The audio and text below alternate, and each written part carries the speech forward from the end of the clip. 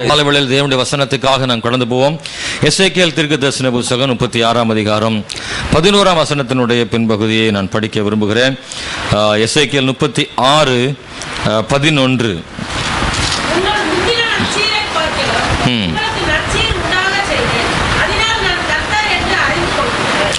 உங்கள் முந்தின சீரை பார்க்கிலும் உங்களுக்கு நற்சீர் உண்டாக செய்வேன், அதனால் நான் கர்த்தர் என்று அறிந்து கொள்வீர்கள்.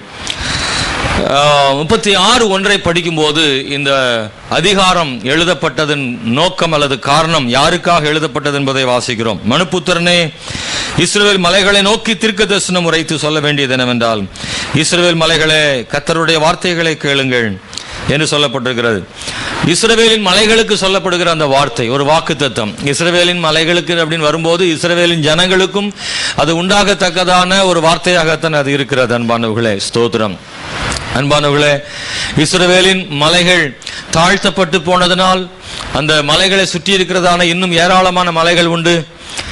ஸ்தோத்திரம். ஏதோம், சேயீர் மலைகள் என்று பலதரப்பட்ட மலைகள் இருக்கிற போது ஆண்டவர் இந்த இஸ்ரவேல் மலைகளுக்கு ஏன் சொல்லுகிறார் என்றால், இஸ்ரவேல் மலைகளுக்கு ஏற்பட்ட அவமானங்களினாலே, நெருக்கங்களினாலே ஆண்டவர் மனம் இறங்கி அந்த இஸ்ரவேலின் மலைகளை ஆசீர்வதிப்பதாக ஆண்டவர் சொல்லுகிறார்.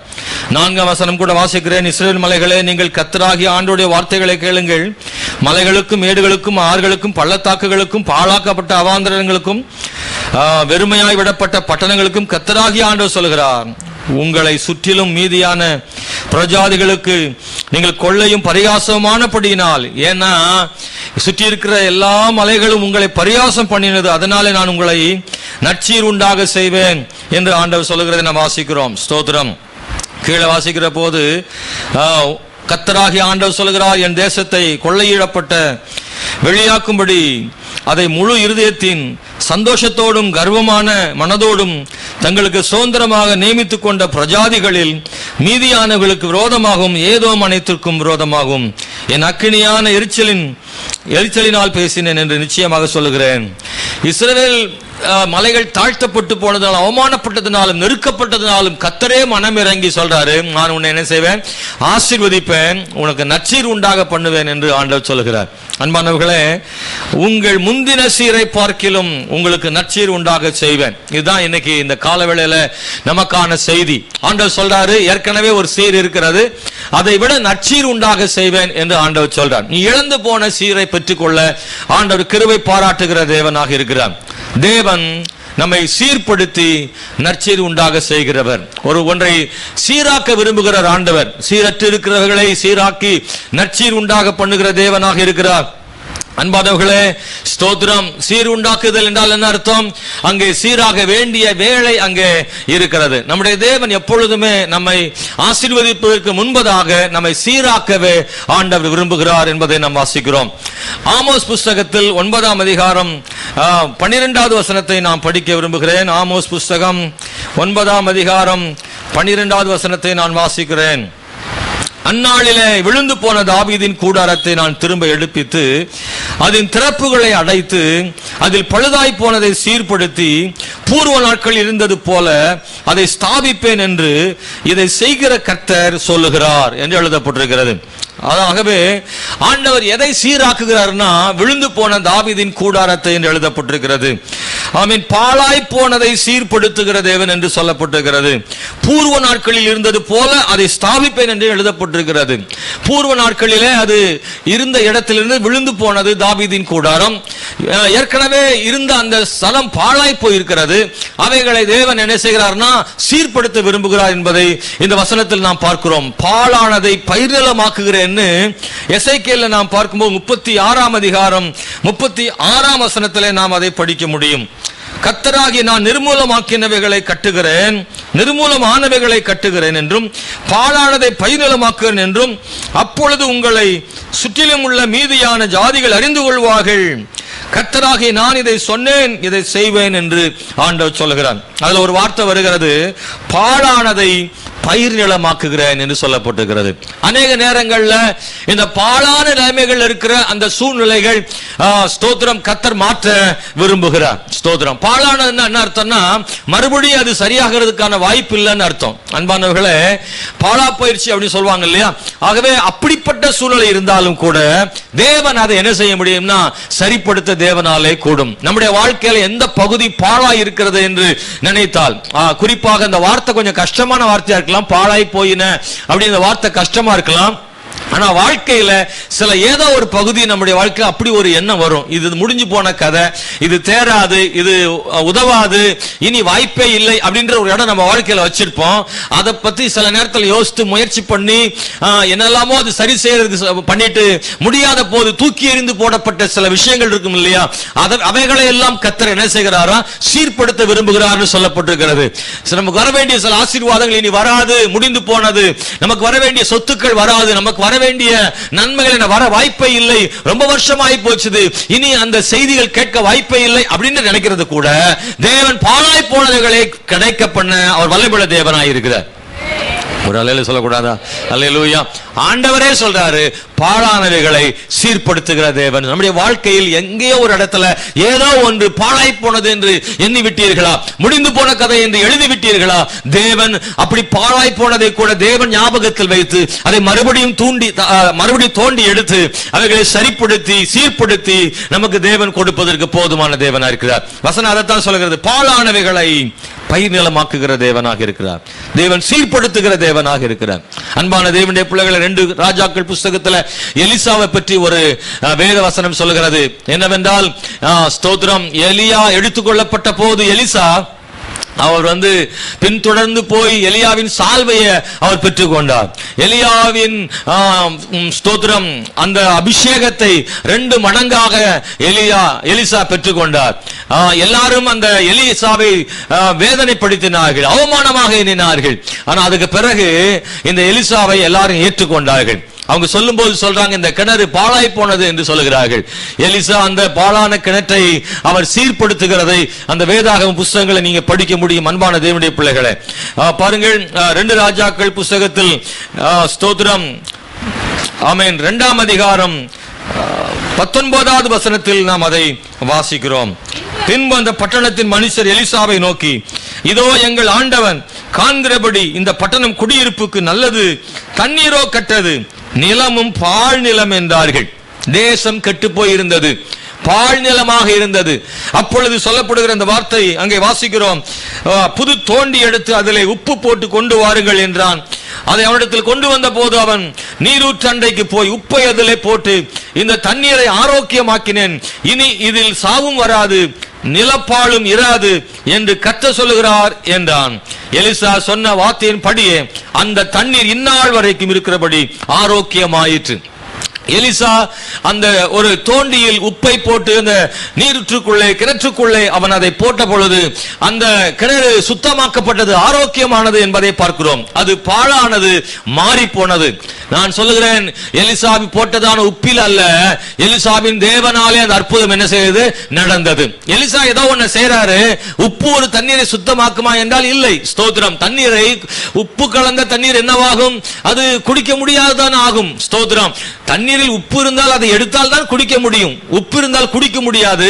எலிசா உப்பை போடுகிறார். அப்படியானால் உப்பு தண்ணீரை ஆரோக்கியமாக்கவில்லை, தேவன் எலிசா மூலமாக அந்த தண்ணீரை ஆரோக்கியமாக்கினார். அந்த தேசம் செழிப்பானது, அது பாழாய் போனது, மாற்றப்பட்டது என்பதை பார்க்கிறோம். ஆண்டவர் சொல்றாரு, பாழானதை நான் பயிர் நிலமாக்குகிறேன், பாழானதை நான் சீர்படுத்துகிறேன். எத்தனை பேர் நம்புறீங்க? நம்முடைய வாழ்க்கையிலும் அப்படி செய்ய ஆண்டவர் போதுமானவராக இருக்கிறார். அல்லேலூயா, ஸ்தோத்திரம். சில உறவுகள், சில விதமான பொருட்கள், சில விதமான ஸ்தோத்திரம் வர வேண்டிய ஆசீர்வாதங்கள் பாழாய் இருந்தால், அந்த பாழானது என்ற வார்த்தை எதை காட்டுதுன்னா, இனி கிடைக்க வாய்ப்பில்லை, இனி வர வாய்ப்பில்லை, இனி ஆசீர்வாதத்துக்கான வாய்ப்பில்லை, இனி என் வாழ்விலே முன்னேற்றத்துக்கான வாய்ப்பில்லை அப்படின்னு ஒன்னு சொல்றோம்ல, அதுதான் எதுன்னா பாழாய் போனதுன்னு சொல்லப்பட்டிருக்கிறது. அன்பானவர்களே, அதை தேவன் மாற்றுவார். அல்லேலூயா, ஸ்தோத்திரம். கால் வலி ஆகி போச்சுது, மூட்டு வலி, டாக்டர்கிட்ட போனேன், இனி வயசாகி போச்சுமா உங்களுக்கு, கடைசி வரைக்கும் இந்த வலி சில டாக்டர் அப்படித்தானே சொல்றாங்க, நம்ம ஏதாவது ஆதாயம் கிடைக்குமா, ஏதாவது ஆறுதலான வார்த்தை கிடைக்குமா, டாக்டர் சொல்வாரு, இப்படியே நொண்டி நொண்டி கடைசியில் உங்க காலத்தை கொண்டு போய் சேர்த்துருங்க, இதுதான் உங்க பொழப்பு, இதுக்குமே ஒன்றும் செய்ய முடியாது, எல்லாம் தேஞ்சு போச்சு, எல்லாம் ஜவு போயிடுச்சு, எல்லாம் அதாச்சு இதாச்சுன்னு சொல்லி கடைசியில் சொல்ற வார்த்தை, இதுக்கு மேல ஒண்ணுமே முடியாதுன்னு ஒரு இடத்துல வந்து நிற்கும் போது, அன்பான தேவனுடைய பிள்ளைகளை, கர்த்தர் சொல்றாரு, பாழானதையும் பயிர்நிலமாக்குகிற ஒரு தேவன். கையை தட்டி கர்த்தரை ஸ்தோத்திரம் பண்ணுங்க, நல்ல ஆண்டவர் ஸ்தோத்திரம் பண்ணுங்க. அல்லேலூயா. என் தேவன் பாழானதை முடியாது என்பதை கர்த்தர் மறுபடியும் ஆண்டவர் தாமே சீர்படுத்துகிற தேவன். அல்லேலூயா.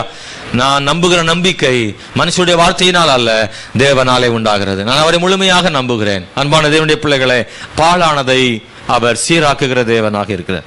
36:12 எசேக்கியேல்ல நான் படிக்கும் போது, அன்பானவர்களே, கர்த்தர் சொல்ற ஒரு வார்த்தையை நான் வாசிக்கிறேன். 36:12 வசனத்தில் இப்படி சொல்லப்பட்டிருக்கிறது, நான் உங்கள் மேல் என் ஜனமாகிய இஸ்ரவேலின் மனுஷரை நடமாட பண்ணுவேன் என்று ஆண்டவர் சொல்றார். இந்த வசனத்துல ரொம்ப கவனிக்கணும். ஆண்டவர் வந்து பல இடங்கள்ல சொல்லியிருக்காரு என் ஜனம், என் ஜனம் என்று சொல்லியிருக்கிறார். அது ஒரு உறவு, ஸ்தோத்திரம். அது ஒரு உறவை காட்டுது. ஆண்டவருக்கும் நமக்கும் இடையில ஒரு நல்ல ஐக்கியத்தை காட்டுகிறது. தேவன் நம்மை உரிமை பாராட்டுகிறார். நமக்குள்ளே ஒரு இணக்கத்தை கர்த்தர் ஏற்படுத்துகிறாரு. பிள்ளை அப்படின்றத விட என் பிள்ளை அப்படின்றது இன்னும் கொஞ்சம் வலுவானது. ஸ்தோத்திரம். அல்லேலூயா. ஆண்டவர் சொல்றாரு என் ஜனம் என்று சொல்கிறார். இஸ்ரவேல் ஜனம் அப்படின்னு சொல்றதுக்கும் என் ஜனம் அப்படின்றதுக்கும் இடையில பெரிய வித்தியாசம் என்ன செய்யுது இருக்கு. அல்லேலூயா. இஸ்ரவேலே அப்படின்னு கூப்பிடுறது வேற, என் ஜனமேன்னு கூப்பிடுறது வேற. உங்களை என்னை ஆண்டவர் சொல்லாரு என் மகனே, என் பிள்ளையே, என் மகளே அப்படின்னு உரிமையோடு கூட ஆண்டவர் கூப்பிடுகிறாரு. அந்த உறவு பாழாய் போயிருந்தாலும் அவைகளையும் தேவன் சீர்படுத்த வல்லமையுள்ள தேவனாயிருக்கிறாரு. சிலரை என் ஜனமே, என் மகளேன்னு ஆண்டவர் கூப்பிடுற இடத்துல சிலர் இல்லாம இருக்கலாம், கொஞ்சம் தூரமான இடத்துல நிக்கலாம். ஏதோ ஒன்று என்னையும் அவரையும் பிரித்து இருக்கிறது. என் மகளேன்னு அவர் கூப்பிட்ட ஒரு நாள் உண்டு. ஆனா இப்போது என் மகளேன்னு கூப்பிடுற இடத்துல நான் இல்ல. ஏனென்றால் தேவனுக்கு விரோதமாக நான் செய்த பாவம் அவர் என் ஜனமேன்னு கூப்பிடுற இடத்துல நான் இருக்க முடியல. என் தேவன் என் பாவங்களை மன்னித்து என் ஜனமேன்னு கூப்பிடுற இடத்துல நான் வரணும். இஸ்ரவேலேன்னு கூப்பிட்டா தூரமான இடத்தை காண்பிக்கிறது, என் ஜனமேன்னு கூப்பிட்டா பக்கத்தில் இருக்கிற மாதிரி காண்பிக்குது. என் ஜனமேன்னு கூப்பிட முடியாதபடி ஒன்று பாழாய் போனதான அந்த உறவு, தேவனுக்கும் எனக்கும் இடையில் அந்த உறவு பாழாய் போயிருந்தால் அந்த உறவை மறுபடியும் தேவன் புதுப்பிக்கிறவர், சீர்படுத்துகிற தேவனாக இருக்கிறார். எசேக்கியேல் 36:12 இன்னொரு வார்த்தைகளை நாம் கவனிக்க முடிகிறது. அன்பானவர்களே, அவர்கள் உன்னை கையாள்வார்கள், அவர்களுக்கு சுதந்திரமாயிருப்பாய், நீ இனிமேல் அவர்களை சாக கொடுப்பதில்லை என்று ஒரு வாக்குத்தத்தமான வசனத்தை நாம் இங்கே வாசிக்கிறோம். அதுல அவர்கள் உன்னை கையாள்வார்கள் ஒன்னு சொல்லப்பட்டிருக்கிறது இல்லையா? இஸ்ரவேல் உன்னை கையாள்வார்கள், இஸ்ரவேல் உன்னை கையாள்வார்கள் என்று சொல்லப்படுகிறது. இஸ்ரவேலின் மனுஷரை நான் நடமாட பண்ணுவேன், இஸ்ரவேலின் மனுஷர் உன்னை கையாள்வார்கள், நடத்துவார்கள், ஆளுகை செய்வார்கள். அது வந்து ஒரு பொறுப்பை காண்பிக்கிறது. அன்பா, இஸ்ரவேல் ஜனங்களுக்கு தேவன் கொடுக்கிற ஒரு பொறுப்பு புதுப்பிக்கப்படுகிறது. ஏற்கனவே அப்படித்தான் இருந்தார்கள் இஸ்ரவேல் ஜனங்கள். ஆனால் அவர்கள் செய்த பாவங்களினாலே அவர்களுடைய வாழ்விலே அந்த பொறுப்புகள் எல்லாம் விட்டு போனது, இழந்து போனது, பின்தங்கி போனது. ஆண்டவர் சொல்றாரு, நீ விட்டு போன, இழந்து போன, மங்கி போன அந்த உறவுகளை அல்ல, உறவுகளையும் உன்னுடைய பொறுப்புகளையும் நான் என்ன செய்கிறேன், புதுப்பிக்கிறேன் ஆண்டவர் சொல்றார். நம்முடைய வாழ்க்கையில பொறுப்புகள் புதுப்பிக்கப்படுவதாக. தேவன் நமக்கு ஏற்கனவே கொடுத்த பொறுப்புகளை நாம் விட்டு விட்டோமா? தேவன் தந்த அந்த வேலைகளை விட்டு விட்டோமா? கர்த்தர் நமக்கு சில காரியத்துல கர்த்தர் நம்மளை நியமிச்சார் இல்லையா? மகளே நீ இதை செய்ய வேண்டும், இதை மகனே செய்ய வேண்டும் சொல்லி கர்த்தர் நமக்கு சில பொறுப்புகளை தந்திருந்தால், சில ஊழியங்களை தந்திருந்தால், சில வேலைகளை ஆண்டவர் தந்திருந்தால், அது விட்டு போயிருந்தால் அவைகளையும் தேவன் என்ன செய்கிறாரா?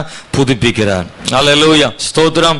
அருமையான தேவனுடைய பிள்ளைகளை, தேவனாகிய கர்த்தர் உங்களுக்கு சபை சார்ந்த பொறுப்புகளாக இருந்தாலும் சரி, வேலை சார்ந்த பொறுப்புகளாக இருந்தாலும் சரி, அதிகாரங்களாக இருந்தாலும் சரி, அந்த மேன்மையா இருந்தாலும் சரி, மற்றவர்களை வழி நடத்துகிற, மற்றவர்களுக்கு ஆலோசனை தருகிற, நீங்கள் கையாள்கிற அந்த வார்த்தை அதில் பயன்படுத்தி இருக்கிறது. மற்றவங்களை கையாள்கிற கூடிய அந்த மேற்பார்வை பண்ணுகிற, நடத்துகிற, நீங்க 4 பேருக்கு முன்னாடி நின்று அவங்க நடத்துகிற அந்த பொறுப்பை நீங்க இழந்திருந்தீங்கன்னா அதை மறுபடியும் உங்களுக்கு தருவதற்கு, அப்படி பாழாய் போன அந்த பொறுப்புகளை மறுபடியும் புதுப்பிப்பதற்கு, பழைய ஸ்தானத்தில் உங்களை கத்த நிறுத்துவதற்கு தேவன் போதுமானவராக இருக்கிறார். அல்லேலூயா.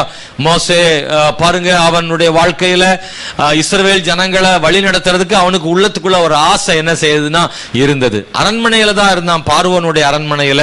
பார்வோனுடைய குமாரத்தின் மகனாக அவன் இருந்தான். அவனுக்குள்ளே ஒரு ஏக்கம் இருந்துச்சு, நம்முடைய ஜனம் இந்த எகிப்துல பாதிக்கப்படுறாங்களே, அவங்கள சரியாக்க வேண்டும் என்று அவன் நினைக்கிறான். யாரும் அவனுக்கு அந்த பொறுப்பை கொடுக்கல, அவனே அந்த பொறுப்பை எடுத்துக்கிறான். எகிப்தியர் இஸ்ரவேலை தாக்கும் போது அதை போய் அவன் கண்டிக்கிறான், அதை சரி செய்ய நினைக்கிறான். இஸ்ரவேல் ஜனங்கள் தன்னுடைய ஜனமாக மோசேயை நினைத்து இஸ்ரவேலின் அடிமைத்தனத்திலிருந்து அவங்களை காப்பாற்றுவதற்காக முயற்சிகளை எல்லாம் எடுக்கிறான்.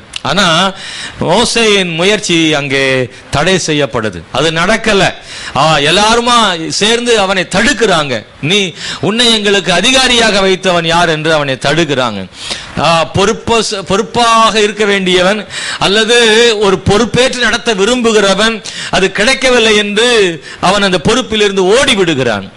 தேவனுடைய பிள்ளைகளே, இதை விசுவாசிக்கிறவர்களே, மோசே எதிர்பார்த்த அந்த பார்வோனுடைய அரண்மனையில் இருந்து வாழ்ந்த அந்த மோசே இஸ்ரவேல் ஜனங்கள் நடுவில் எதிர்பார்த்த அந்த பொறுப்பு அவனுக்கு கிடைக்காமல் போனது. அவன் எதிர்பார்த்த அந்த பொறுப்பை மக்கள் அவனுக்கு கொடுக்கவில்லை. ஆனால் தேவன் அவனுக்கு மறுபடியும் ஆண்டவர் கொடுத்தார். மீதியான் தேசத்திலிருந்து மறுபடியும் வந்த போது அந்த ஜனங்களே சொன்னார்கள், ஸ்தோத்திரம், நீர் எங்களோடு பேசும் என்றார்கள். எந்த ஜனங்கள் அவனை வேண்டாம்னு துரத்துனாங்களோ, உன்னை எங்களுக்கு யார் பொறுப்பாக வச்சது, உன்னை எங்களுக்கு யார் அதிகாரியா வச்சது, நீ ஒண்ணு எங்களுக்கு வழக்கு தீர்க்க வேண்டாம், நீ ஒண்ணு எங்களுக்கு தலைவனாக இருக்க வேண்டாம்னு துரத்தி அடிச்சாங்க மோசேய. ஆனா அந்த மோசே தான் இஸ்ரவேல் ஜனத்தை வழி நடத்தி கொண்டு வந்தான். அந்த மோசே தான் இஸ்ரவேல் ஜனங்களை எகிப்தில் விடுதலை ஆக்கினான். தேவன் மறுபடியும் அந்த பொறுப்புல அவனை கர்த்தர் கொண்டு வைத்தார். எந்த ஜனங்கள் வேண்டானாங்களோ அவங்க முன்னாடி கொண்டு வைத்து அவனை ஆள செய்தார். உங்களை தூக்கி எறிந்தவர்களுக்கு முன்னாடி கர்த்தர் தலைமையாய் கொண்டு வைப்பார் ஆண்டவர். உங்களுக்கு அந்த விசுவாசமே இல்ல போல தெரியுது. ஆமென் சொல்லுங்க. அல்லேலூயா. உங்களை தூக்கி எறிஞ்சவங்க முன்னாடி கர்த்தர் உயர்த்தி வைப்பார், தலைநிமிர பண்ணுவார் ஆண்டவர். இது தேவனுடைய வாக்குத்தத்தம். அல்லேலூயா. ஸ்தோத்திரம். நற்சீர் ஆண்டவர் தருவார், சீர் தருகிறவர். ஸ்தோத்திரம். ஆண்டவர் என்ன தருவாரா? சீர் தருவாராம். கல்யாணத்தில் தான் சீர் கொடுப்பாங்க, அந்த சீர் அல்ல. இந்த சீர் ஆண்டவர் நம்முடைய வாழ்வில் தருகிற நன்மைகள், ஆசீர்வாதங்கள். நல்ல சீரை தேவன் தருகிறார். நற்சீர் கொடுக்கிறான்னு சொல்றார். நற்சீர் கொடுப்பதற்கு முன்னாடி நம்மளை சீர்படுத்துறாரு, நம்முடைய பாலானதை சரிப்படுத்துறாரு, நம்முடைய வாழ்வில் இருந்ததான அந்த பிளவுகளை மாத்துறாரு. ஆண்டவருக்கு நமக்கும் இடையில அந்த என் ஜனம் அப்படின்ற அந்த இடத்துல உள்ள உறவு பாதிக்கப்பட்டிருந்த அந்த உறவை சரி பண்றார். நம்மளெல்லாம் சரி பண்ணிட்டு சரி பண்ணிட்டு மறுபடியும் சீர் கொடுக்கிறார். என்ன சீர் ஆண்டவர் கொடுக்கிறாரா? அன்பான தேவனுடைய 144 சங்கீதத்துல 15 வசனத்தை ஒருத்தர் படிக்கும்படி கேட்கிறேன். 144:15 வேகமாக எடுக்கிறீங்களா? இவ்விதமான சீரை பெற்ற ஜனம் பாக்கியம் உள்ளது, கர்த்தரை தெய்வமாய் கொண்டிருக்கிற ஜனம் பாக்கியம் உள்ளது. இவ்விதமான சீரை பெற்ற ஜனம் பாக்கியம் உள்ளது என்று எழுதப்பட்டிருக்கிறது. இவ்விதமான சீர்னா என்ன சீர்னா, கர்த்தரை தெய்வமாக கொண்ட ஜனம். அது ஒரு நிலை, ஒரு ஸ்தானம். ஸ்தோத்திரம். ஒரு இடத்துல கர்த்தர் கொண்டு வைக்கிறார். அந்த இடம் எல்லாருக்கும் கிடைக்கிறது இல்லை. அவரை சார்ந்து கொள்ளுகிற, அவரை தெய்வமாக ஏற்றுக்கொண்டவர்களுக்கு தான் கிடைக்கிற அந்த ஒரு ஸ்தானம் இருக்குல்ல, அது ஒரு பெரிய ஸ்தானம். உங்களுக்கும் எனக்கும் அந்த ஸ்தானத்தை ஆண்டவர் கொடுத்திருக்கிறாரு. அப்பா பிதாவே என்று அழைக்கிற புத்திர சுவிகாரத்தை நமக்கு ஆண்டவர் தந்தார். எல்லாருக்கும் அப்படி கிடைக்கிறது இல்ல, எல்லாருக்கும் கிடைக்கிறது இல்ல. எல்லாரும் ஒருத்தர் அப்பான்னு கூப்பிட முடியாது. அவருடைய பிள்ளைகள் மட்டும்தான் அப்பான்னு கூப்பிட முடியும். பெரியப்பா சித்தப்பான்னு வேணா எல்லாரும் கூப்பிடலாம். ஆனா அப்பான்னு கூப்பிடுறதுக்கு முழு உரிமையான அந்த உரிமை என்ன, ரத்த சம்பந்தமான அந்த பிள்ளைகள் தான் அப்பாவை அப்பான்னு கூப்பிட முடியும். ஸ்தோத்திரம். அந்த உறவு கிடைக்கும். சும்மா வேணா யாரும் கூப்பிடலாம். ஆனா உண்மையாகவே அதிகாரமாக, அதிகாரப்பூர்வமாக அப்பான்ற இடத்துல பிள்ளைகள் மட்டும்தான் இருக்க முடியும். அப்படித்தானா? ஸ்தோத்திரம். நம்ம கூட சில நேரத்தில் போற இடத்துல அப்பான்னு கூப்பிடுவாங்க இல்லையா? இப்ப என்னால அப்பான்னு கூப்பிடுற இடத்துக்கு நான் வந்துட்டேன். அல்லேலூயா. சில கடைக்கு போன சில பிள்ளைகள் கூட அப்பான்னு கூப்பிடுறாங்க. அந்த ஸ்தானத்துக்கு வந்தாச்சு. ஆனா ரேஷன் கார்டுல அந்த பிள்ளை சேர்க்க முடியாது. ஆனா ஸ்தோத்திரம். அல்லேலூயா. எத்தனையோ பேர் அப்பான்னு கூப்பிடுறாங்க. ஒரு 10-15 பிள்ளைகள் சேர்த்துக்கணும் ரேஷன் கார்டுனா சேர்க்க மாட்டான். சும்மா யாருன்னா அப்பான்னு கூப்பிடலாம். ஆனா அந்த உரிமை, அந்த உறவு, அந்த அதிகாரம் யாருக்கு கிடைக்கும்? பிள்ளைக்கு மட்டும்தான் கிடைக்கும். அல்லேலூயா. அந்த ஸ்தானம் யாருக்கு கிடைக்காத ஸ்தானம், அது கர்த்தர் நமக்கு தந்திருக்கிறார். அல்லேலூயா. ஆண்டவர் ரொம்ப அழகா சொல்லி இருக்கிறாரு, இவ்விதமாய் சீரை பெற்ற ஜனம். இந்த சீர் யாருக்கும் கிடைக்காது. வேற எல்லா சீர் இல்ல, இப்படி ஒரு சீரை கர்த்தர் கொடுக்கிறார். நீ அப்பா நீ கூப்பிடலாம், உனக்கு உரிமை கிடைக்குதுன்னு. ஹல்லேலூயா. யோவான்ல ஒரு அழகான ஒரு வசனம் உண்டு, நான் அதை வாசிக்க விரும்புறேன். யோவான் சுவிசேஷம் ஸ்தோத்திரம் 1ஆம் அதிகாரம் 12வது வசனம். அவருடைய நாமத்தின் மேல் விசுவாசம் உள்ளவர்களாய் அவரை ஏற்றுக்கொண்டவர்கள் எத்தனை பேர்களோ அத்தனை பேர்களும் தேவனுடைய பிள்ளைகளாகும்படி அவர்களுக்கு அதிகாரம் கொடுத்தார். அல்லேலூயா. எல்லாருக்கும் இல்ல பாருங்க, யாருக்குன்னா அவரை ஏற்றுக்கொண்டவர்கள், அவருடைய நாமத்தின் விசுவாசம் உள்ளவர்களாக அவரை ஏற்றுக்கொண்ட எத்தனை பேரோ அத்தனை பேருக்கும் ஆண்டவர் அந்த அதிகாரத்தை, பிள்ளைகள் என்கிற அதிகாரத்தை அவர் கொடுத்திருக்கார் சொல்லப்பட்டிருக்கிறது. இதுக்காக ஸ்தோத்திரம். எத்தனை பேர் இதை பெருசா நினைக்கிறீங்கன்னு தெரியல. ரொம்ப அழகான வசனம் சொல்லுது, இவ்விதமாய் சீரை பெற்ற ஜனம் பாக்கியம் உள்ளது, கர்த்தரை தெய்வமாய் கொண்டிருக்கிற ஜனம் பாக்கியம் உள்ளது. அல்லேலூயா. அன்பான தேவனுடைய பிள்ளைகளே, நான் அதை பாக்கியமா நினைக்கிறேன். எனக்கு என் தேவன் தெய்வமாக இருப்பதற்காக தேவனுக்கு ஸ்தோத்திரம் உண்டாவதாக. தேவனாகிய ஆண்டவர் அந்த ஸ்தானத்தில் கர்த்தர் நம்மை மறுபடியும் வைக்கிறார். அப்பா பிள்ளை என்ற உறவு, அந்த அதிகாரம் இருந்துச்சு, ஆனா இடையில கொஞ்சம் கேப் விழுந்துச்சு. அப்படின்னா அந்த புதுப்பிக்கிற அனுபவத்தில் கர்த்தர் கொண்டு வைக்கிறாராம். யோபு புஸ்தகம் 29ஆம் அதிகாரம் 2ஆம் வசனமும் 6ஆம் வசனத்தை நான் படிக்க விரும்புகிறேன். யோபு புஸ்தகத்தை நாம் எடுத்துக்கொள்வோமாக. 29 சென்று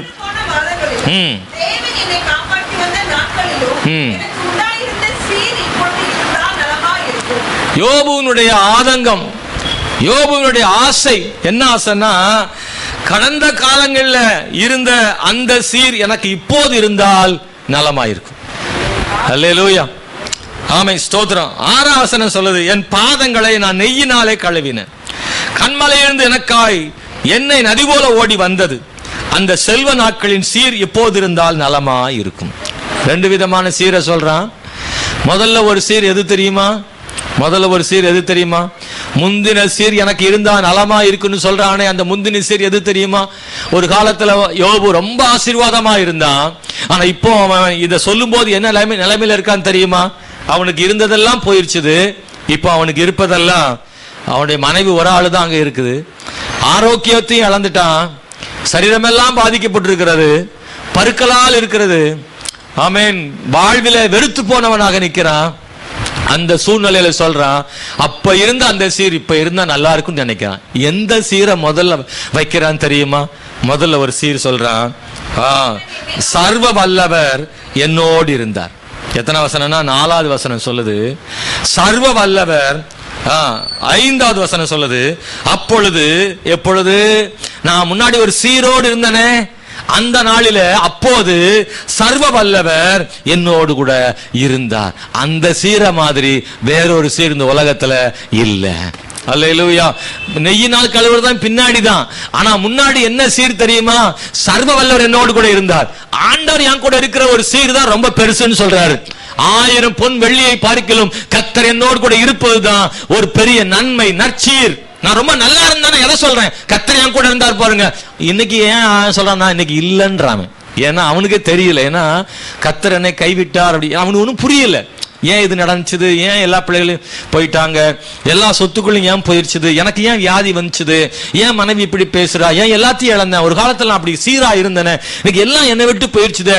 இதுக்கு என்ன காரணம் அப்படின்னா, ஆண்டவர் தான் என்னை கை விட்டுட்டாருன்னு அவன் நினைக்கிறான். ஆனாலும் கர்த்தரை விடல அவன்.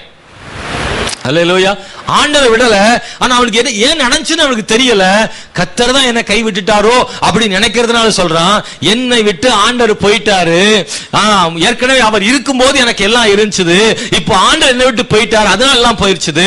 அன்னைக்கு இருந்த அந்த சீர் எந்த சீர்னா, என் கூட கர்த்தர் இருந்தாருன்னா அதெல்லாம் மறுபடியும் வந்துடும். அதனால அந்த சீர் எனக்கு வேணும். எந்த சீர் வேணும்? என்னங்க அமைதி ஆயிட்டீங்க? சர்வ வல்லவர் என்னோடு இருக்கணும். எத்தனை பேருக்கு புரியுதுன்னு தெரியல. இந்த உலகத்தில் எதுவுமே இல்லாட்டாலும் ஆண்டவர் நம்ம கூட இருந்தாருன்னா அதுதான் நல்ல சீர். நல்ல சீர். ஒரு ஓலை வீட்டில் இருக்கலாம், ஒரு ஓட்டு கட்டிடத்தில் இருக்கலாம், எந்த இடத்துல இருந்தாலும் சரி, சகோதரனே சகோதரியே, சர்வ வல்லவர் உன்னோடு கூட இருந்தால் அதுதான் சிறந்த ஆசீர்வாதம். அதுதான் சிறந்த ஆசீர்வாதம். அதை விட சிறந்த ஆசீர்வாதம் இன்னொன்றும் இல்லை. அதை விட சிறந்தது ஒன்றும் இல்லை. மாளிகையில் ஒருவன் இருக்கலாம், ஆனால் கர்த்தர் சர்வ வல்லவர் அவனோடு இல்லாவிட்டால் அவன் சீராக இல்லை. குடிசையில் இருந்தாலும் சர்வ வல்லவரோடு இருந்தால் அவன் சீராக இருக்கிறான். அதுதான் சீர், அதுதான் சீர். அல்லேலூயா. எனக்கு இந்த கால வேளையில் தேவன் கவனிங்க வாசிப்பற பார்க்கலாம். அல்லேலூயா, ஸ்தோத்திரம். சர்வ வல்லவர் என்னோடு இருந்தால் அதுவே சீர், அதுவே சீர். கூர்ந்து கவனிச்சா உங்களுக்கு இந்த வசனம் புரியும். அதனால உங்களுக்கு கவனிக்க சொல்றேன். அன்பான தேவனுடைய பிள்ளைகளை, இந்த மார்ச் மாதத்துல நம்பிக்கையோட இந்த வசனத்தை நீங்க பிடிச்சுக்கோங்க. இந்த புதிய மாதத்துல ஆண்டவரே ஒரு புதிய தொடக்கத்தை என் வாழ்வில் தாரும். நீர் என்னை புதுப்பியும் ஆண்டவரே. ஏதோ என் வாழ்விலே போய் கொண்டிருக்கிறது, ஏதோ நடக்கிற சம்பவங்கள், சூழ்நிலைகள், நான் பெற்றுக்கொள்ள வேண்டிய காரியங்கள், இவைகள் எல்லாம் ஏதோ மாறி மாறி சில விஷயங்கள் நடந்து கொண்டிருக்கிறது. இதெல்லாம் ஒரு பக்கம் இருக்கட்டும். ஆனால் என் வாழ்விலே ஆண்டவரே நான் இழந்து போன சீரை எனக்கு புதுப்பிக்க வேண்டும் ஆண்டவரே. சர்வ வல்லவர் என்னோடு கூட இருக்க வேண்டும் ஆண்டவரே. சர்வ வல்லவர் தான் எனக்கு முக்கியம். நான் சிலர்கிட்ட சொல்றது அடிக்கடி வழக்கம், நீ கர்த்தரை மாத்திரம் பிடிச்சுக்கோப்பா. பிள்ளைகள்கிட்ட சொல்வேன், சபையின் பிள்ளைகள்கிட்ட, விசுவாசியின் பிள்ளைகள்கிட்ட நான் சொல்லும்போது சொல்வேன், நீ கர்த்தரை மாத்திரம் உறுதியா பிடிச்சுக்கோ. அவர் மட்டும் உன் கூட இருந்தார்னா என்னதான் உன் வாழ்விலே தோல்விகள் இழப்புகள் வந்தாலும் கர்த்தர் உன்னை ஒரு இடத்துல கொண்டு நிறுத்தாம விட மாட்டாரு. உன்னை கொண்டு ஒரு இடத்துல வைக்காம விட மாட்டாரு. ஒரு ஸ்தானத்துல கொண்டு உன்னை வைக்காம விட மாட்டார். நீ ஆண்டவரை மாத்திரம் உறுதியாய் பிடித்துக்கொள். எங்கேயோ சுத்தி சுத்தி போய்கிட்டே இருக்கிற மாதிரி தெரியும், ஆனா ஒரு நாள் கொண்டு வந்து சரியான இடத்துல உன்னை கொண்டு நிறுத்துவார். நான் அதை நம்பிக்கையோட சொல்றேன், நான் அனுபவங்கள்ல சொல்றேன். கர்த்தர் உன்னை விட மாட்டார். ஆனா ஒண்ணே ஒண்ணு, சர்வ வல்லவர் உன் வாழ்வில் இருக்க வேண்டும். ஹல்லேலூயா. சில பாதிப்புகள் வரலாம், சில தடுமாற்றங்கள் வரலாம், சில சூழ்நிலைகள் மாறலாம், நீ எதிர்பார்த்தது நடக்காம இருக்கலாம். அன்பான தேவனுடைய பிள்ளை, சர்வ வல்லவர் உன்னோட வாழ்வில் இருப்பாரானால் ஒரு நாள் வரும்போது அவர் வைக்கும் ஸ்தானத்தில் உன்னை கொண்டு வைக்க அவர் போதுமான தேவனாய் இருக்கிறார். யோபுவின் வாழ்வில் என்னவெல்லாமோ நடந்தது, ஆனால் அவன் சர்வ வல்லவரை மாத்திரம் பிடித்து கொண்டான். அவர் அவனை விட்டு போயிட்டார் நினைக்கிறான், ஆனா அவரை இவன் விட முடியல, விட விரும்பல. உண்மையாவே அவர் இவனை விடல, ஆனா இவனுக்கு தெரியுது அவர் என்னை வெட்டிட்டாருன்னு, அதனால கஷ்டம் நினைக்கிறான். ஆனா நான் அவரை விடவே மாட்டேன், அவர் என்னை கொன்று போட்டாலும் அவர் மேல் நம்பிக்கையா இருப்பேன்னு சொல்றான். என்னை அவரே விட்டுட்டா கூட நான் எனக்கு அவரை விடுறதுக்கு மனசே இல்ல, நான் விடவே மாட்டேன், அவரை விடவே மாட்டேன். முந்தின சீர் எனக்கு இருந்தால் நலமாயிருக்கும். முந்தின சீர்னா அன்னைக்கு இருந்த செல்வ செழிப்பா இருக்கணும், அதை கூட அவன் ஃபர்ஸ்ட்ல வைக்கல, முதல்ல வைக்கிறது அன்னைக்கு முந்தின சீர். எனக்கு எது தெரியுமா? என்னோடு ஆண்டவர் இருந்தாரு, அதுதான் முந்தின நன்மை. அந்த நன்மை மறுபடியும் எனக்கு இருந்தால் நலமா இருக்கும் என்று கேட்கிறேன் அன்பானவர்களே. ஹல்லேலூயா. யோசேப்பின் வாழ்வில ஸ்தோத்திரம், அவனோடு கர்த்தர் இருந்தார்னு பல இடங்கள்ல சொல்லப்பட்டிருக்கு.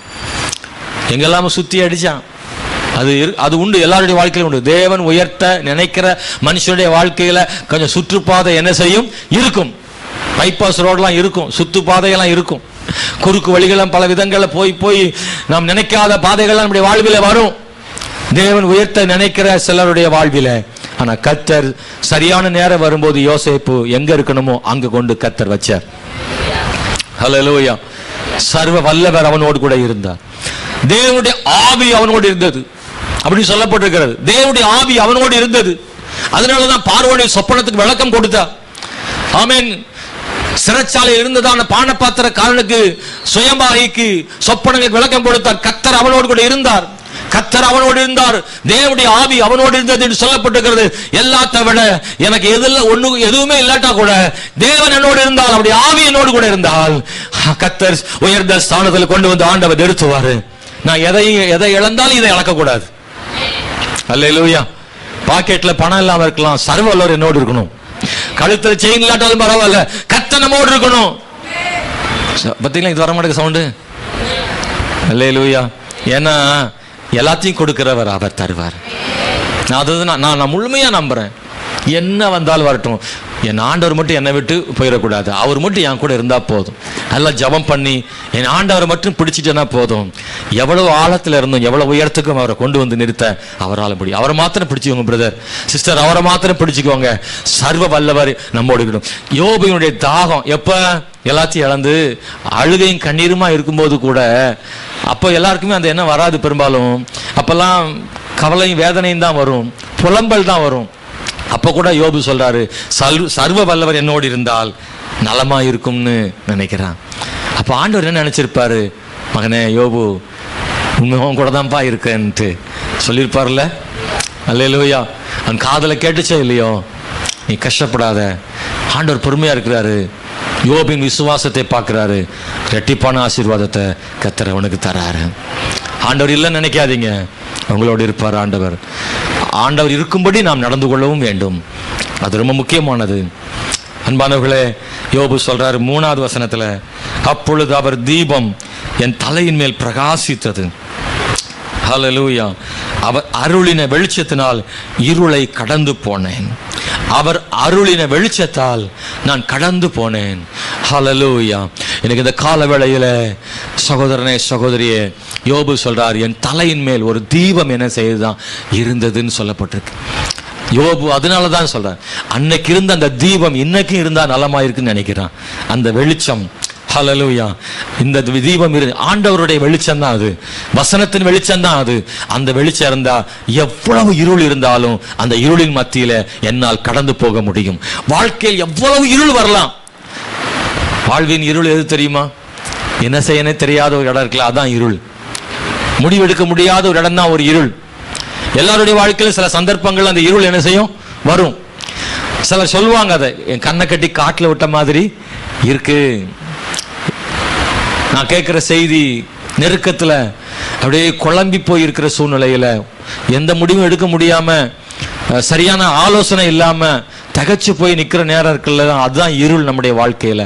எனக்கு இந்த கால வேளையில வந்திருக்கிற தேவனுடைய பிள்ளைகளை, உங்க வாழ்க்கையில ஒருவேளை அந்த இருளான நிலையில போற மாதிரி இருக்கா? இருள் சூழ்ந்த லோகத்தில்னு பாடுறோமே, இருள் சூழ்ந்திருக்கு, எங்க பார்த்தாலும் இருட்டா தெரியுது, யாருமே நமக்கு நல்லவங்க மாதிரி தெரியல, யாரை பார்த்தாலும் நமக்கு தீமை செய்யறவங்க மாதிரியே தெரியுது, யாரை நம்புறதுன்னே தெரியல. அப்படின்ற ஒரு சூழ்நிலை, இருட்டான ஒரு சூழ்நிலை இருக்குல்ல, அதைத்தான் சொல்றாரு யோபு. அவருடைய தீபம் என் தலையின் மேல் பிரகாசித்தது, அவர் அருளின வெளிச்சத்தினாலே இருளை கடந்து போனேன்.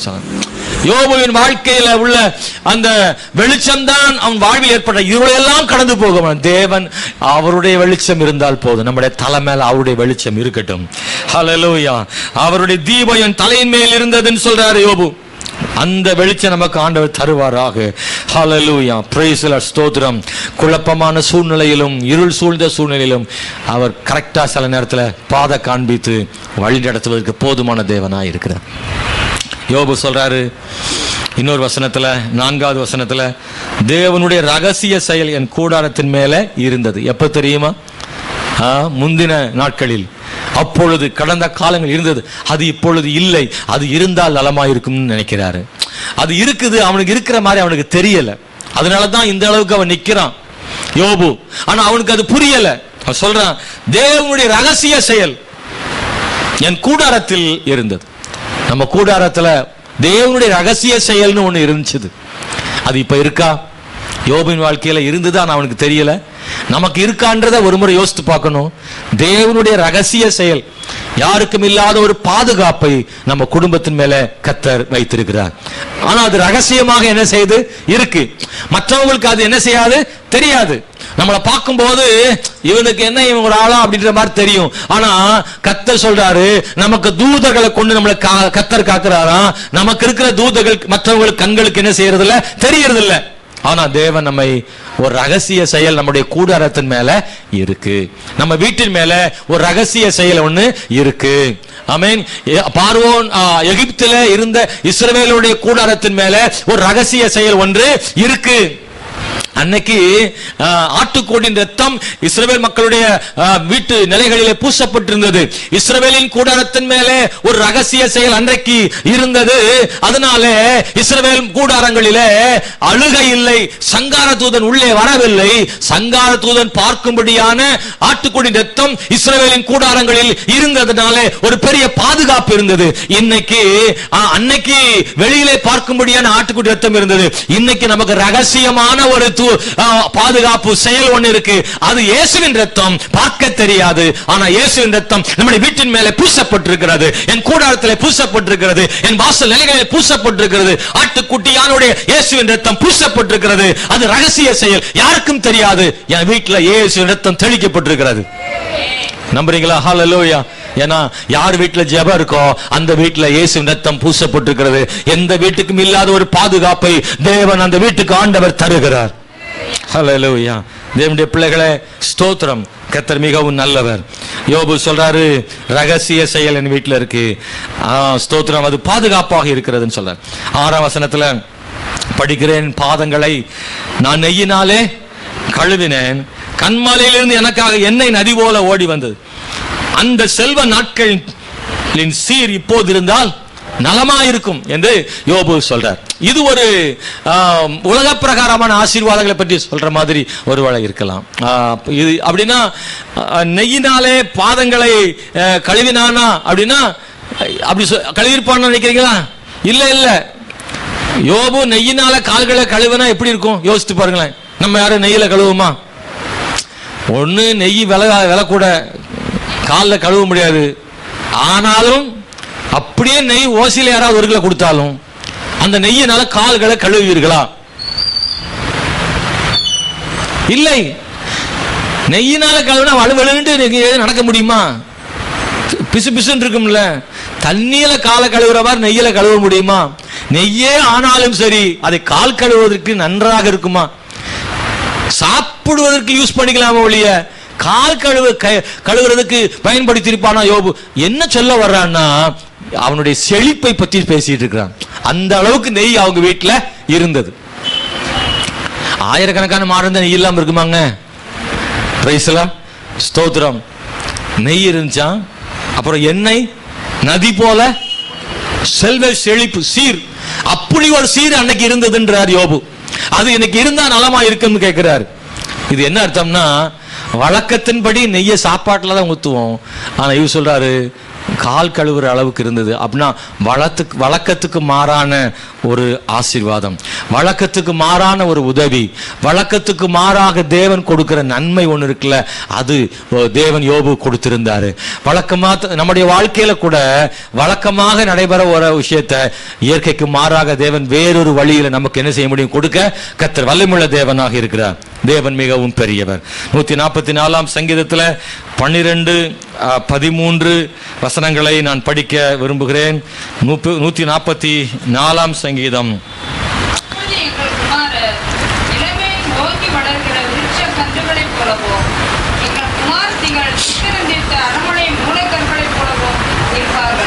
எங்கள் களஞ்சியங்கள் சகலவித வஸ்துகளையும் கொடுக்கத்தக்கதாய் நிரம்பி இருக்கும்.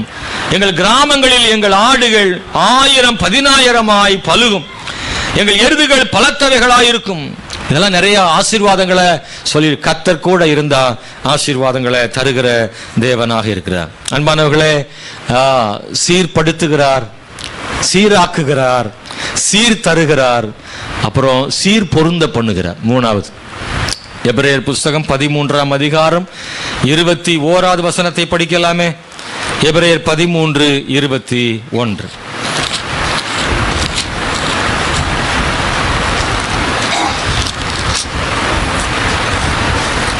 இயேசு கிறிஸ்துவை கொண்டு தமக்கு முன்பாக பிரியமானதை உங்களில் நடப்பித்து நீங்கள் தம்முடைய சித்தத்தின்படி செய்ய உங்களை சகலவித நற்கிரியைகளையும் சீர்பொருந்தினர்களாக்குவாராக.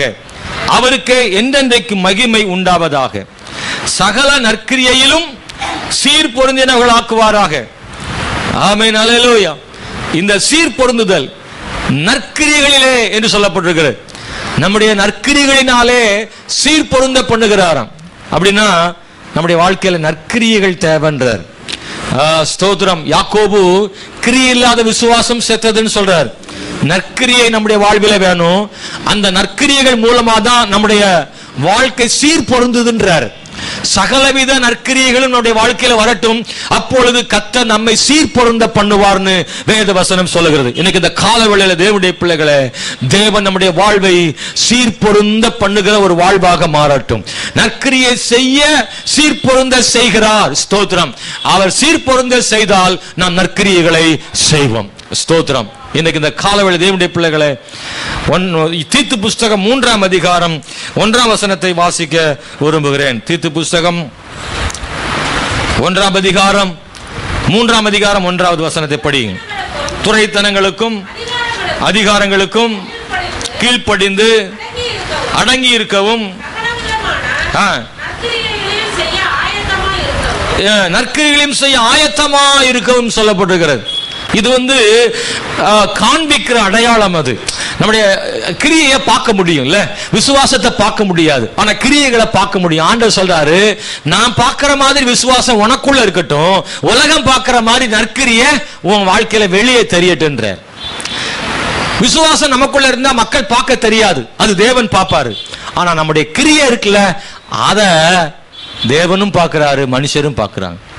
இன்னைக்கு நம்முடைய கிரியைகளை மக்கள் பார்க்கட்டும். காண்கிற நற்கிரியைகள் ரொம்ப அவசியம் தேவை. காண்கிற நற்கிரியைகள் தேவை. நம்மளை பார்க்கிறவங்க எல்லாம் நம்மளை ஆண்டவரை பார்க்கிற மாதிரி பார்க்கணும். ஆமென், அல்லேலூயா. உங்களை பார்த்த உடனே இந்த இயேசுக்காரக்கா வராங்க, சிலருக்கெல்லாம் பேர் கூட வச்சிருவாங்க, இந்த இயேசுக்காரக்கா வராங்க, இயேசுக்கார அண்ணன் வராரு அப்படின்னு சொல்லுவாங்கல்ல. சிலருக்கு சொல்லவே தெரியாது, இந்த இயேசு வராருமா. நம்மளை இயேசுவா தான் பார்க்குறாங்க.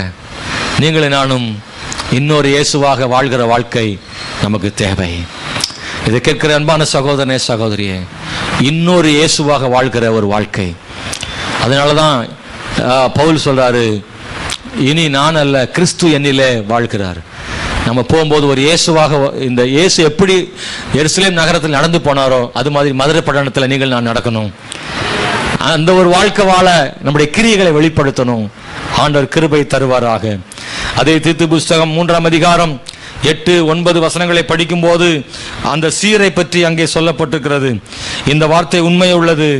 தேவனிடத்தில் விசுவாசமானவர்கள் நற்கிரியைகளை செய்ய ஜாக்கிரதையாய் இருக்கும்படி நீ இவைகளை குறித்து திட்டமாய் போதிக்க வேண்டும் என்று விரும்புகிறேன்.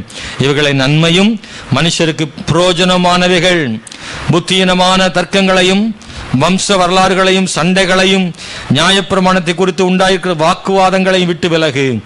அவைகள் அப்பிரயோஜனமும் வீணுமாயிருக்கும். தேவையற்றவைகளை எல்லாம் என்ன செய்யணுமா, விடணுமா. அது நற்கிரியைகளை செய்வதற்கு, தேவன் நம்மை சீர்பொருந்த பண்ணுவதற்கு அடையாளமானதாக இருக்குன்னு சொல்லப்பட்டிருக்கிறது. அன்பான தேவனுடைய பிள்ளைகளே, 10ஆம் வசனம், வேத புரட்டனாய் இருக்கிற ஒருவனுக்கு நீ 2 தரம் புத்தி சொன்ன பின்பு அவனை விட்டு விலகு. அல்லேலூயா. நம்முடைய வாழ்க்கையில சில நேரங்கள்ல சிலருக்கு புத்தி சொல்லணும், கேட்கல அப்படின்னா அவங்களை விட்டு விலகிடணும். 2 தரம், 1க்கு 2 3 முறை திரும்ப திரும்ப அவங்களுக்கு புத்தி சொல்லி பார்க்கணும். அவங்க யாரோ எல்லாத்தையும் இல்ல, வேத புரட்டனோடு கூட நாம ஒட்டு உறவாடக்கூடாதுன்னு சொல்றாரு. வசனத்தை மாத்தி பேசுறவங்க கூட நமக்கு என்னல்ல, ஒட்டு உறவு இருக்கவே கூடாது. வசனத்தை விட்டு விலகி போனவன்ட்ட சொல்லி திருத்த பார்க்கணும், முடியல விட்டுறணும். அதனால விட்டு விலகுன்றது உலகத்தை எல்லா சொந்த பந்தத்தில் விட்டு விலகிடப்படாது. எல்லாரையும் விட்டு விலக சொல்லலாம் ஆண்டவர். யாரை விட்டு விலகணுமா? வேத புரட்டனை விட்டு விலகு. சிலரோடு நம்ம சேர்ந்தா நம்ம வாழ்க்கை பாதிக்கும், நம்மளால திருந்த முடியாது, நம்முடைய ஆவிக்குரிய வாழ்க்கையும் கெட்டு போயிடும், நம்மையும் கத்தரை விட்டு பிரிச்சிருவான் அப்படின்ற ஒரு இடம் வரும் பொழுது அவங்களை விட்டு என்ன செஞ்சிடணும், நம்ம விலகிவிட வேண்டும். ஆகவே அன்பான தேவனுடைய பிள்ளைகளே, இவைகளை மனதில் கொள்ளுங்கள். தேவையற்ற வாக்குவாதங்களை விட்டு விலகும்படி சொல்றார். அப்படி செய்தால் அது நற்கிரியைகளுக்கான பலனாக இருக்கும் ஆண்டவர் சொல்றார். அல்லேலூயா. அன்பான தேவனுடைய பிள்ளைகளே, 3ஆம் அதிகாரம் அதே 3:14 படிக்கிறேன். நம்முடையவர்களும் கனியற்றவர்களுமாய் இராதபடி குறைவுகளை நீக்குகிறதற்கு ஏதுவாக நற்கிரியைகளை செய்ய பழகட்டும் என்று சொல்றார். அன்பானவர்களே, இந்த காலவேளையில நம்முடைய வாழ்வில ஒரு நற்கிரியை செய்கிற ஒரு சீர்பொருந்துதலை ஆண்டவர் சொல்றார். எப்போ சீர்பொருந்துவோம்னா, நற்கிரியைகளை செய்யும் பொழுது. நற்கிரியைகளை செய்யும் பொழுது கனியற்ற வாழ்க்கை இராதபடி கனி உள்ள வாழ்க்கை சீர்பொருந்த பண்ணும். கண்களை மூடி ஜெபம் பண்ண போறோம் இந்த காலவேளையில். அன்பானவர்களே, ஆண்டவர் நம்மை சீர்படுத்தி சீர் தந்து சீர் பொருந்த பண்ணுகிற நம்முடைய தேவனாயிருக்கிறார். ஹல்லேலூயா. நமக்கு கர்த்தருடைய பந்தி இருக்கு. நம்ம எல்லாரும் அதுக்கு முன்னாடி கொஞ்சம் ஒப்பு கொடுத்து ஜெபம் பண்ணிட்டு கர்த்தருடைய பந்திக்கு நேராக போறோம். ஹல்லேலூயா. எல்லாரும் கர்த்தர் சமூகத்தில் நாம் ஜெபிப்போமாக. இயேசுவின் நாமத்தில், இயேசுவின் நாமத்தில் இந்த காலவேளையில என்னை முழுமையாக ஒப்பு கொடுக்கிறேன்னு ஆண்டவருடைய ஜெபம் பண்ணுவோம். கர்த்தர் சொல்றாரு, உங்கள் முந்தின சீரை பார்க்கிலும் உங்களுக்கு நற்சீர் உண்டாக செய்வேன், அதனால நானே கர்த்தர் என்று அறிந்து கொள்வீர்கள். நானே கர்த்தர்னு நீங்க அறிஞ்சிக்கிற அளவுக்கு உங்களுக்கு நற்சீர் உண்டாக பண்ணுவேன் ஆண்டவர் சொல்றாரு. அன்பானவர்களே, நாம் என்ன செய்யணும் தெரியுமா? இழந்து போன உறவுகளை புதுப்பிச்சிருங்க. நீங்க கர்த்தருக்கு செஞ்சதை இப்போ செய்யாம விட்டுட்டா, அது இல்லாம போயிட்டா, அதை மறுபடியும் புதுப்பிச்சிருங்க. நாம் அப்படி செய்யும் பொழுது நமக்கு நற்சீர் உண்டாக செய்வார் ஆண்டவர். ஹல்லேலூயா. அவர் தந்த பொறுப்புகளை மறுபடியும் நிறைவேற்றுவோமாக. ஆண்டவருக்காக என்னவெல்லாம் செய்தீர்களோ, ஆமென், ஸ்தோத்திரம், அதெல்லாம் இப்ப செய்யாம விட்டிருந்தா அதை மறுபடியும் செய்யறதுக்கு உங்களை நீங்களே ஒப்பு கொடுக்கும்படியாக தேவன் கிருபை பாராட்டுவாராக. இயேசுவின் நாமத்தில், இயேசுவின் நாமத்தில் ஒருமுறை கூட ஆண்டவர்ட்ட எல்லாரும் ஜெபம் பண்ணுவோமாக. ஹல்லேலூயா, ஹல்லேலூயா, ஹல்லேலூயா. என் தேவன் பெரியவர், என் தேவன் பெரியவர், என் தேவன் பெரியவர், என் தேவன் பெரியவர், என் தேவன் பெரியவர். ஓ ஹல்லேலூயா, ஹல்லேலூயா, ஹல்லேலூயா. நன்றி ஆண்டவரே, நன்றி ஆண்டவரே, நன்றி ஆண்டவரே. ஓ கொஞ்ச காலம் கண்ட பாடுகள் எல்லாமே பனி போல உந்தன் முன்னே உருகி போகும். கொஞ்ச காலம் கண்ட பாடுகள் எல்லாமே பனி போல உந்தன் முன்னே உருகி போகும். உன் கஷ்டங்கள் நஷ்டங்கள் எல்லாமே மாறும். உன் கஷ்டங்கள் நஷ்டங்கள் எல்லாமே மாறும். புது நன்மைகள் உன்னை சேரும். புது நன்மைகள் உன்னை சேரும். ஸ்திரப்படுத்துவார், ஸ்திரப்படுத்துவார், பலப்படுத்தி நிலை நிறுத்து. சீர்படுத்தும் தேவன், கைத்தட்டி சொல்லுங்க. சீர்படுத்துவார், ஸ்திரப்படுத்துவார், பலப்படுத்தி நிலை நிறுத்துவார்.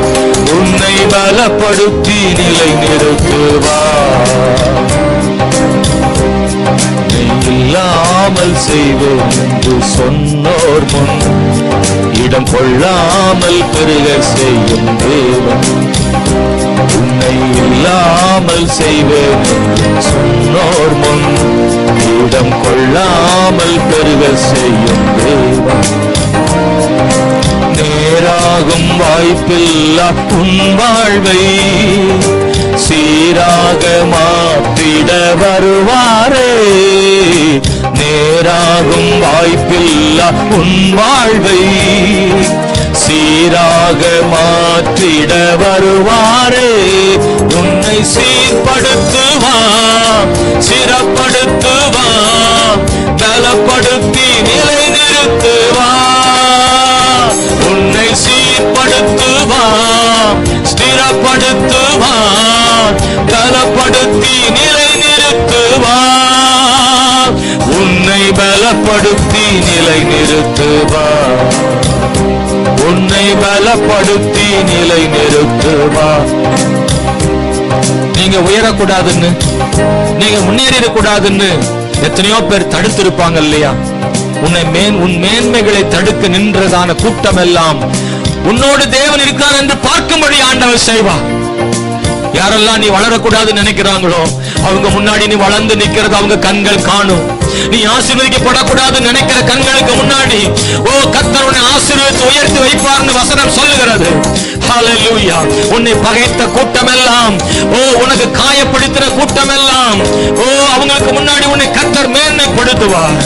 ஆமென், ஸ்தோத்திரம். ரெண்டு கையை தட்டி தேவனை மகிமைப்படுத்துங்க. காயங்கள் மாறும், உங்கள் காயங்கள் மாறும். உன்னை காயப்படுத்தினார்களே அந்த காயங்கள் மாறும் தேவ பிள்ளையே. மேன்மையை தடுக்க நின்ற கூட்டங்கள் எல்லாமே தேவனன் கூட என்று வணங்கி நிற்கும். மேன்மையை தடுக்க நின்ற கூட்டங்கள் எல்லாமே தேவனன் கூட என்று வணங்கி நிற்கும். உன்னை பகைத்தவர் தந்திட்ட காயங்கள் ஆறும். உன்னை பகைத்தவர் தந்திட்ட காயங்கள் ஆறும். உன் மேன்மை உன் கையில் சேரும். உன் மேன்மை உன் கையில் சேரும். சொல்லுங்க சேர்ந்து. சீர்படுத்துவார், ஸ்திரப்படுத்துவார், பலப்படுத்தி நிலை நிறுத்துவார். உன்னை சீர்படுத்துவார், ஸ்திரப்படுத்துவார், பலப்படுத்தி நிலை நிறுத்துவார். உன்னை பலப்படுத்தி நிலை நிறுத்துவார். உன்னை பலப்படுத்தி நிலை நிறுத்துவார்.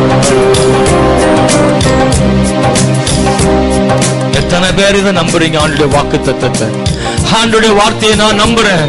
நீங்க நம்புற ஆண்டவர்கிட்ட எல்லாரும் பேசுவோமா? ஹல்லேலூயா. ஆண்டவரே, என்னை சீர்படுத்த உம்மால் ஆகும். ஆண்டவரே, என் குடும்பத்துக்கு சீர்தர உம்மால் ஆகும். நற்சீர் தருகிற தேவனாய் இருக்கிறவரே, எங்களை தாழ்த்தி ஒப்பு கொடுக்கிறோம். ஆண்டவரே, நன்றி ஆண்டவரே. ஹல்லேலூயா. எங்கள் பரலோகத்தின் பிதாவே, சர்வவல்லமையுள்ள தேவனே, இந்த கால வேளையில இந்த வசனத்தை நாங்கள் ஆண்டவரே கை கோர்த்து, ஆண்டவரே கை கூப்பி, ஆண்டவரே நாங்கள் ஏற்றுக்கொள்ளுகிறோம். ஆண்டவரே, ஹல்லேலூயா. இயேசுவின் நாமத்தில் என் வாழ்வில், எங்கள் வாழ்விலே இந்த வார்த்தை உயிருள்ளதா எப்பொழுதும் இருக்கட்டும். கர்த்தர் சொன்னபடி செய்கிற தேவன். ஆண்டவரே, கர்த்தர் சொன்னதை தடுப்பதற்கு தேசமே எதிர் நின்றாலும் சொன்னதை செய்து முடிக்க வல்லமை உள்ள ஆண்டவர். கானானை சொந்தமாய் தருவேன் என்று சொன்னவர், எத்தனையோ ஜாதிகள் எதிர்த்தாலும் அதைகளெல்லாம் ஆண்டவர் முறியடித்து கானானை சொந்தமாய் கொடுத்தது போல இன்னைக்கும் ஆண்டவரே, கர்த்தருடைய வார்த்தைகள், வாக்குத்தத்தங்கள் இந்த சத்தத்தை கேட்டுக்கொண்டிருக்கிற அந்த சத்தத்தை விசுவாசிக்கிற நம்முடைய பிள்ளைகள் வாழ்வில் நடக்கட்டும் என்று ஜெபிக்கிறேன்.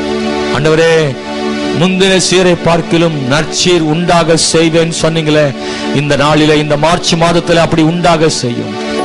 எல்லாரையும் தாழ்த்துகிறோம் இந்த வசனத்துக்கு. நாங்கள் கீழ்ப்படுகிறோம் இந்த வசனத்திற்கு. நாங்கள் ஏற்றுக்கொள்கிறோம் வசனத்தை. ஒவ்வொருவரையும் ஆசீர்வதியும். இயேசுவின் நாமத்தில் ஜெபிக்கிறோம் நல்ல பிதாவே. ஆமென்.